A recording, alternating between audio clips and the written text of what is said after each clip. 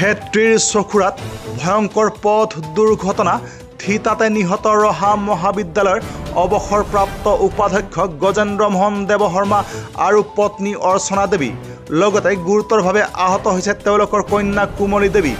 এক বিশেষ খবৰ, গুৱাহাটীৰ পৰা ৰহা অভিমুখী এখন মাৰুতি এছ ক্ৰছ বাহনে নিয়ন্ত্ৰণ হেৰুৱাই আজি খুন্দিয়ালে পথৰ মাজত থকা ডিভাইডাৰৰ প্ৰকাণ্ড গছত আৰু থিতাতে নিহত হৈছে ৰহা মহাবিদ্যালয়ৰ অৱসৰপ্ৰাপ্ত উপাধ্যক্ষ গজেন্দ্ৰ মোহন দেৱশৰ্মা আৰু তেখেতৰ পত্নী অৰ্চনা দেৱী আৰু দুৰ্ঘটনাটোত গুৰুতৰভাৱে আহত হৈছে তেওঁলোকৰ কন্যা কুমলী দেৱী। ইতিমধ্যে আহত কুমলী দেৱীক চিকিৎসাৰ বাবে প্ৰেৰণ কৰা হৈছে চিকিৎসালয়লৈ। দুৰ্ঘটনাটো ইমানেই ভয়ংকৰ আছিল যে বাহনৰ ভিতৰতে বহু সময় আবদ্ধ হৈ আছিল দুৰ্ঘটনাগ্ৰস্ত পৰিয়ালটো। পিছত ঘটনাস্থলীত যান বাহন আৰক্ষী উপস্থিত হৈ উদ্ধাৰ কৰে নিহত গজেন্দ্ৰ মোহন দেৱশৰ্মা আৰু তেখেতৰ পত্নীৰ মৃতদেহ আৰু গুৰুতৰভাৱে আহত তেওঁলোকৰ কন্যা কুমলী দেৱীক। আমি গৈ দেখা পাইছোঁ যে সোণাপুৰ ছাইডৰ পৰা জাগিৰোড ছাইডে গৈ আছে কাৰখন, মাৰুতি এছ ক্ৰছ গাড়ীখন গছত খুন্দা মাৰি মানে আমি ডেড অৱস্থাত পাইছোঁ। দুজন ডেড, গাড়ীৰ ভিতৰতে এজন আমি বাচ্চা পাইছোঁ প্ৰায় 6-7 বছৰীয়া।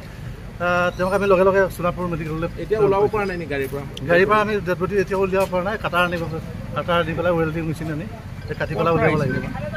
ক'ৰ পৰা আহিছিলে তেওঁলোক? সোণাপুৰ ফালৰ পৰা গৈছে জাগিৰোড ফাললৈ। আমি সঠিক ৰিজাল্ট এতিয়া পোৱা নাই, উলিয়াম আৰু। হয়, মোৰ এইটো 2000 মই 17ত গ্ৰেজুৱেশ্যন কৰিছিলোঁতো, তেতিয়া তেখেত ভাইচ প্ৰিন্সিপাল আছিল আমাৰ ৰহাত। কি নাম তেওঁৰ? গজেন্দ্ৰ মোহন দেৱশৰ্মা। আৰু তেখেত ৰহাতে হেৰি আছিল, ৰজাগাঁৱত ভাড়া ঘৰত আছিল আৰু সেইটো বুলি জানো। এতিয়া বেলেগত থাকে চাগে। এতিয়া বেলেগত মৃত্যু হ'ল।